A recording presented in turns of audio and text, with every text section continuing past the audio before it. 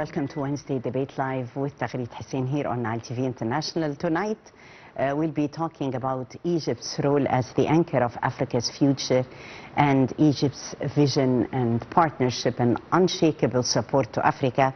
From north to south, Egypt continues to assert itself as a key pillar of African development as well as stability. A couple of days ago in the Angolan capital Luanda, and on behalf of President Abdel Fattah al-Sisi, Prime Minister Dr. Mustafa Madbouli attended the 7th African European Union Summit and also delivered Egypt's statement during the opening session. Today, under the directives of the President, the Prime Minister chaired the 9th session of Egypt's Algeria High Joint Committee, hence reflecting once again on Cairo's role and Cairo's unwavering commitment to deepening the continental cooperation from north to south. Not only do today's historic Egypt-Algeria ties in the new capital stand as a milestone in our regional partnership and cooperation together, but the AU-EU summit in Luanda again comes to amplify this momentum, together highlighting the important role that Egypt is playing in Africa and Egypt's steadfast commitment to sustainability and sustainable economic growth in the continent, and also achieving industrial integration.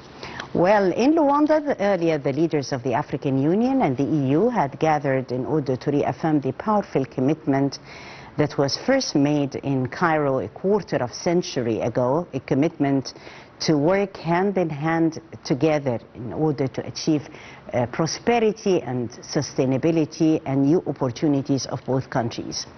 The EU was represented by the President of the European Commission, Ursula von der Leyen, whose powerful words for praising Egypt has been definitely echoing across the summit halls, where she highlighted Egypt as a pillar of stability and an icon for development. So either in Luanda or even today, Egypt's new capital, the ministries highlighted opportunities that are opening across from the north to the south. Well, we'll be exploring that important theme with our guest tonight here on Nile TV, Dr. Khaled Yousseif, member of the Experts Committee in Egypt's Vision 2030. Thank you so much, Dr. Khaled, for coming. Thank you so much. A pleasure. My pleasure being here. Thank you. And together we'll be reading this important headline. But first, let's have a look at the top stories of the day, where His Excellency President Abdel Fattah al-Sisi, the Supreme Commander of the Armed Forces, reaffirmed his unwavering commitment to discipline and national advancement during the visit to the Egyptian Military Academy at the new capital. Opening the day with clear directives, the President emphasized that the Academy must continue in order to select the most qualified candidates through a transparent system that guarantees equal opportunity, and that also ensures Egypt's military institutions remain among the strongest and the most respected in the region. The President highlighted the Academy's important role in shaping the character, the intellect and also the capabilities of Egypt's youth, preparing them to become active contributors to the country's rapid development. President Sisi also underscored the exceptional academic and scientific standards of the Military Medical School, stressing that its graduates will be fully equipped to compete with peers from top global universities. In an emerging dialogue with the applicants, the President addressed economic reforms, the digital transformation of the state institutions, the expanded job creation, and also the integration of artificial intelligence into education and the governance as well. He stressed that Egypt's modernization journey is ongoing well by a comprehensive national development plan that is aimed at enhancing public health, reducing unemployment, and strengthening digital infrastructure.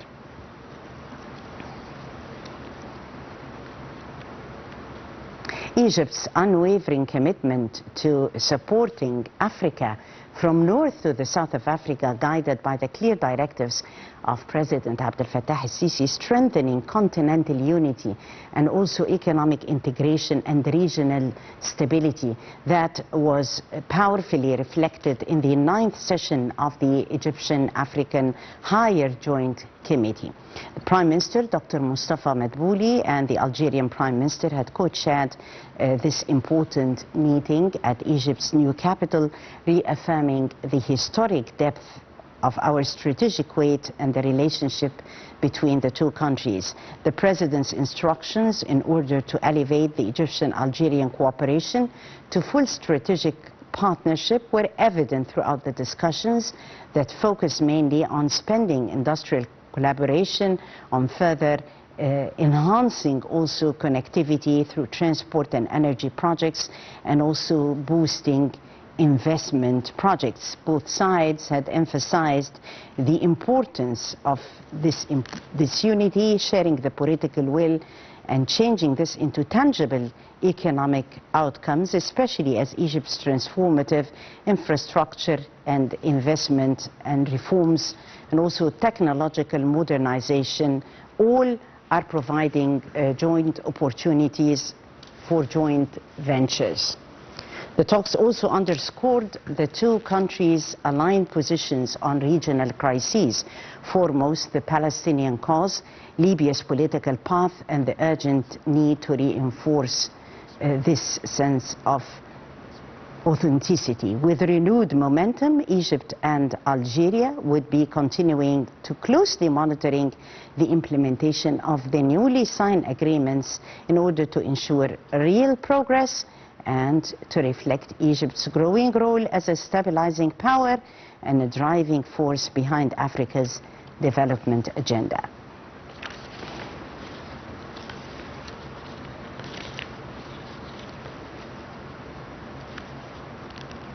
So from Cairo to Luanda, we have more than half a century, a quarter of a century of African cooperation, African solidarity and support. Let's watch this report and we'll be back. A quarter century of African-Euro cooperation, Egypt's engagement at the 7th African Union-European Union Summit in Luanda underlined a steady purpose-driven diplomacy that blends strategic projection with development results on the ground. Represented by Prime Minister Mustafa Madbouli on behalf of President Abdel Fattah al-Sisi, Egypt used the summit's plenary on peace, security, governance and multilateralism to reiterate a message that threaded through many speeches. Africa's stability is indivisible from global stability, and partnerships must be built on mutual respect, results and African priorities. Prime Minister Madbouli delivered Egypt's statement on behalf of President al-Sisi during the opening session. In his address, Madbouli outlined Egypt's vision on key African and international issues, stressing the urgent need to reform the global governance system. The Prime Minister affirmed Egypt's full support for the unified African position, calling for an expanded and more representative UN Security Council that places Africa at the forefront of global decision-making. He also urged European partners to back reforms of international financial institutions to ensure they better serve African development needs. Also in his address, Prime Minister Madbouli framed Egypt as a long-standing continental partner, one that advances infrastructure, connectivity and institutional capacity across Africa. His Excellency emphasized the need to translate pledges into tangible projects and called for stronger AU-EU cooperation on counter-terrorism and humanitarian response. Those themes echo through Egypt's bilateral diplomacy in Luanda, where Madbouli and Foreign Minister Badr Abdel Ati held a string of meetings with European and African counterparts to reinforce cooperation on trade, security and investments. Beyond words and statements, Egypt highlighted concrete developmental achievements across Africa.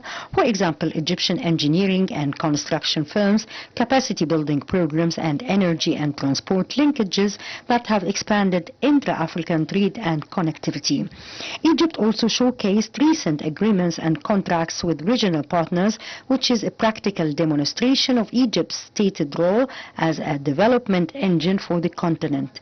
European speakers at Luanda acknowledged Egypt's pivotal role in Africa. EU representatives pointed to Egypt's geographic position, the diplomatic convening power, and development footprint as central assets for any credible AU-EU partnership, stressing that sustainable peace and prosperity hinge on scaling infrastructure, industrialization, and skills transfer, areas where Egypt positions itself as both a partner and a model. Throughout the summit, Egypt reinforced its narrative, a country that translates diplomatic weight into development projects, regional initiatives, and concrete bilateral gains across the continent. And once again, I welcome dear Dr. Khaled Yousseif, who is member of the Experts Committee of Egypt's Vision 2030. Well, as we've seen, Dr. Khaled, this important activity is definitely aligning with Egypt's Vision 2030, where His Excellency the Prime Minister had outlined this vision and came on behalf of the President of the European Commission this sense of public admiration for Egypt's role. Yeah, actually, as we see and we witness during this important summit, that Egypt gives some key messages and also assure the vision of Egypt for 2030 and beyond. Because as we all witnessed, the discussion on the summit was around key chapters. We are concerned with these chapters since 2017. Yes. So the Prime Minister talked about the chapter of the sustainability, the chapter of the security, the chapter of the investment, using to have a financial institutions that is capable of ensuring and accelerating the business stories within the continent. Also, the important chapter of the digital transformation and the technology. As His Excellency, he mentioned that we already there in Africa since a while. Egypt since 2017 is in Africa through engineering companies, through construction companies, through digital companies. We are concerned big time with the investment in Africa, and we are focusing as Egypt to be a part, a core part of the African situational position and the strategic position as well. Yes. How His Excellency the Prime Minister, of course, has delivered on Egypt's achievements and aligning this with our Vision 2030. And since you mentioned, Professor, digital transformation, so we've seen many success stories in Egypt concerning transforming the face of life in the country via digital transformation. As a professor of university also, and being in touch also with our youth, who are considered, of course, definitely to be the future. How do you see Egypt's investment in this important file, digital transformation, aligning with the 2030 vision? Coming from the summit again and to the readiness of us, we mentioned as Egypt in our statement in the summit that we are a model and we are a partner. We are a model because we witness a good experience and exposure of digital transformation at different areas in Egypt. Starting from smart cities to digital infrastructure to electricity stations to the energy file. We knock a lot of doors in these directions. And we succeed to reach a good maturity level in the sense of achievements and the progress as mentioned and reported by UN, for example. This is all makes Egypt not only a part of the development of Africa, but also a model. And when we talk about the model for the digital transformation in specific and the model for the economic development in general, because digital transformation is associated very, very tightly with the economy and the economic development.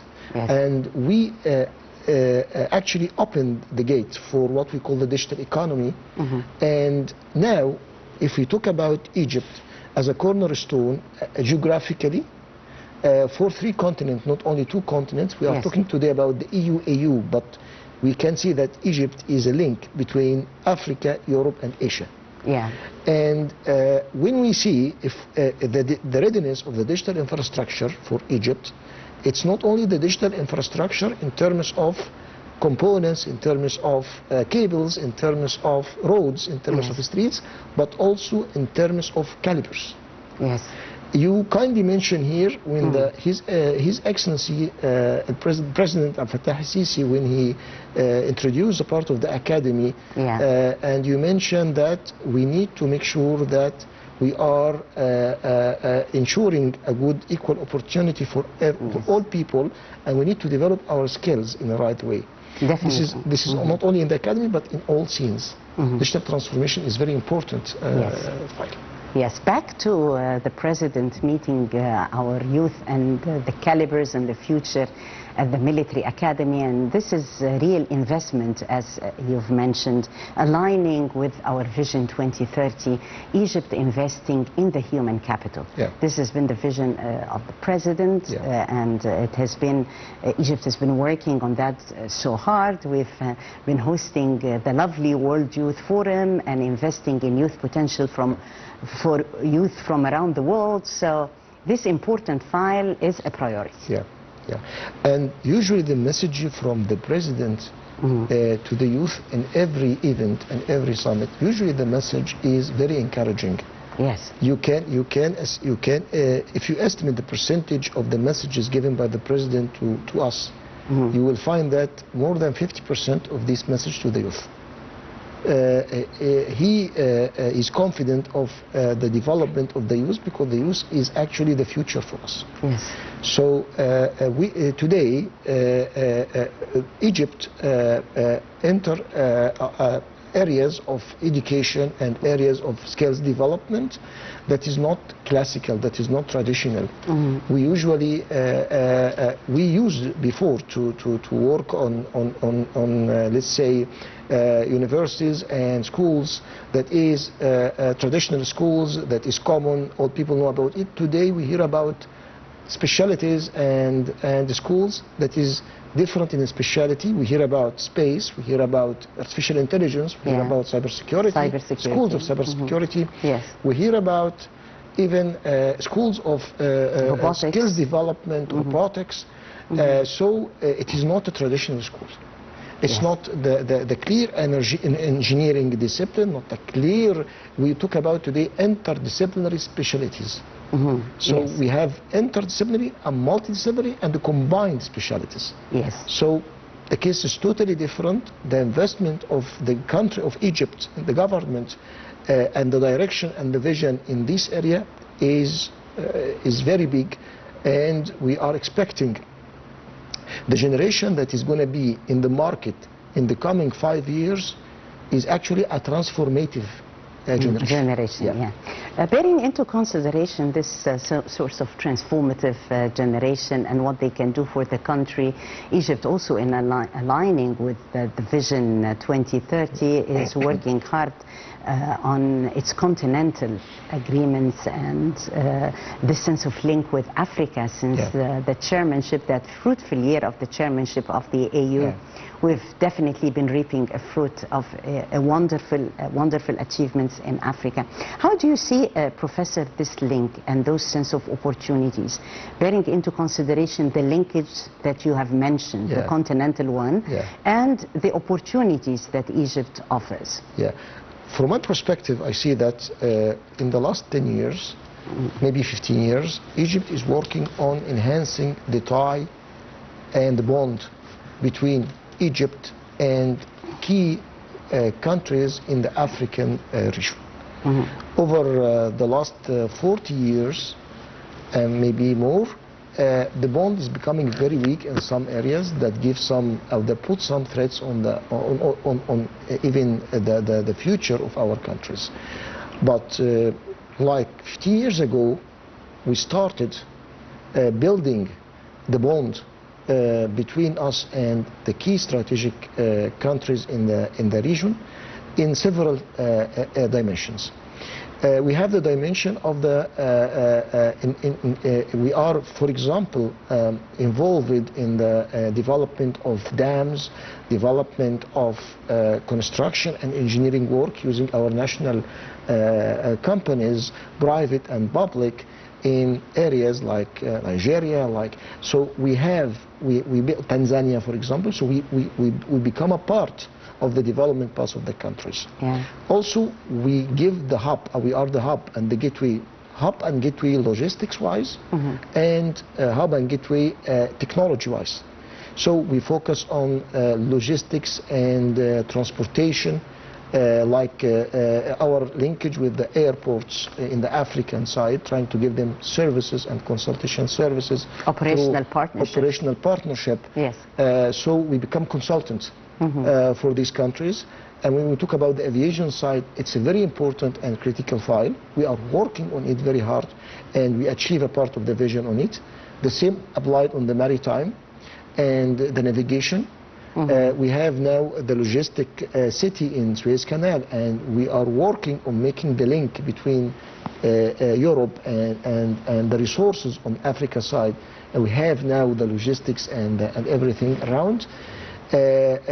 Also in the part of, for example, you can imagine in the part of space, which might be looking luxurious for some people, Egypt hosts the African Space Agency, which is the adoption of even the advanced sciences and technologies. We are taking the leadership again, and we are hosting such agency, and we make the link through this space. We host it here in Egypt. Yes. So we take the leadership on this. Yes. So for Africa, Egypt is a model, and now it's a partner. One more thing that is an output of the discussions in the summit, the importing to Europe. Yes. Now we have a fund for $150 billion in this summit in Africa. And now we open the market of for almost 450 million consumers in Europe, waiting the products and waiting either agricultural products or industrial products out of Africa. Yes. So the bridge and the bilateral agreements and bilateral cooperations, which is anchored by Egypt, and especially after what happened in the solve of the conflict of Gaza in Egypt, in Sharm el-Sheikh, and this gave us a very good impression in the region that we are ensuring security, and we are ensuring, because this is our these aspects all is putting Egypt in a different and in a very good strategic position, especially these days.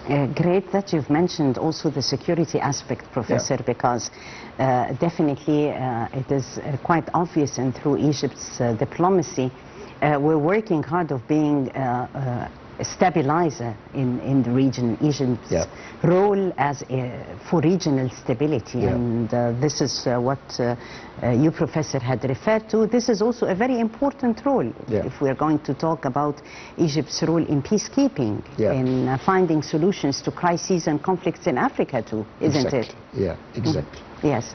So how do you see this important role going side by side as a stabilizing factor, and Egypt's stabilizing potential, this important role going side by side with Egypt opening new and investment opportunities, economic and investment opportunities?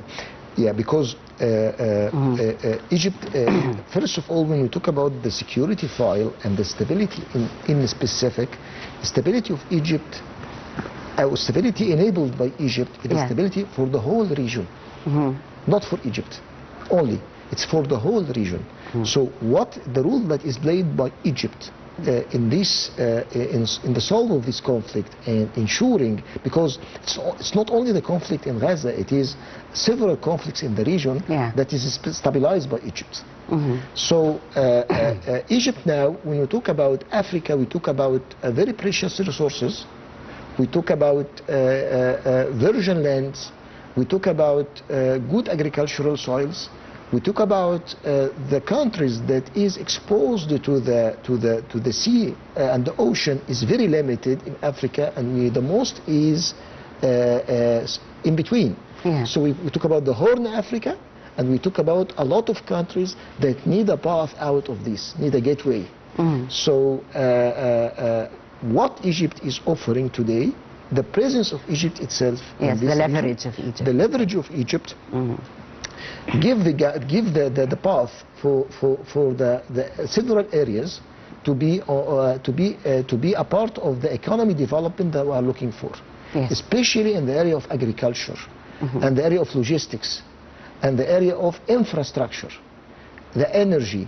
The energy is very important. If we maybe 2 weeks ago we were celebrating the nuclear reactor of Daba, and we have now we are developing now our peaceful nuclear energy station that will deliver electricity, and we need to think of what if we have an excess production of electrical energy, to whom we will export this electricity, and what is the benefits out of this, and the bilateral discussions of the value exchange.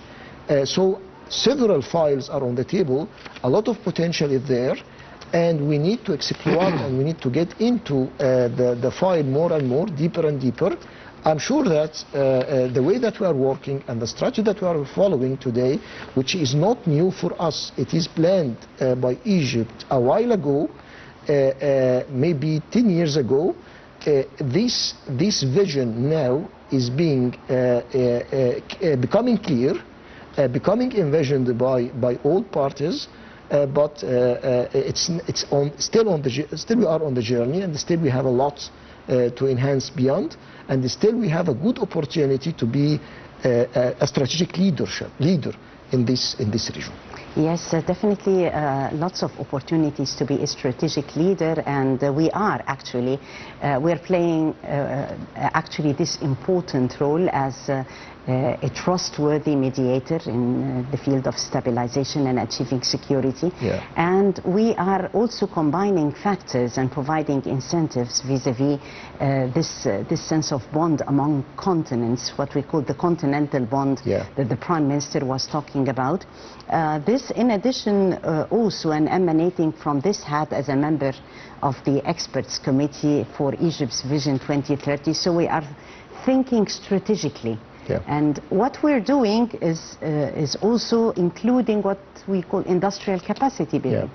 How are we doing this all in addition to our cultural diplomacy as well? We had a beautiful, wonderful achievement, which is the inauguration of GEM.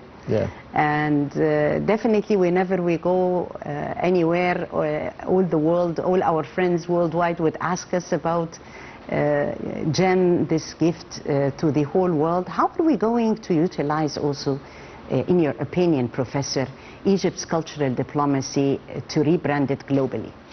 The rebrand story started by several events across the last 3-4 years. Starting from the transfer of the mummies, that was a very big event, and then the opening of the GEM, and then this wonderful presence of Egypt in Sharm el-Sheikh in attendance of strategic leaders across the world. Now we are becoming, we are retaining our strategic and core position for the region. Egypt has a lot, let's say, of appealing things that need to be well marketed and well branded, not only in the part of the tourism, We have several. For example, for the part of the industrial modernization philosophies that we are implementing today, we need to be appealing for investors to come and put there. For the part of the logistics and the ports that we have today, we are building one of the biggest in the new capital airports that is. So, so a lot of things. Yes, well noted, Professor Dr. Khaled Yousseif. I thank you so much for adding value and discussing with us this important headline in Egypt's cooperation of Africa. Thank you so much, Professor Dr. Khaled Yousseif, member of the Experts Committee of Egypt's Vision 2030. And I thank you, dear viewers, for joining us. That was Wednesday Debate, and I'm Khaled Hussein. Many thanks for watching.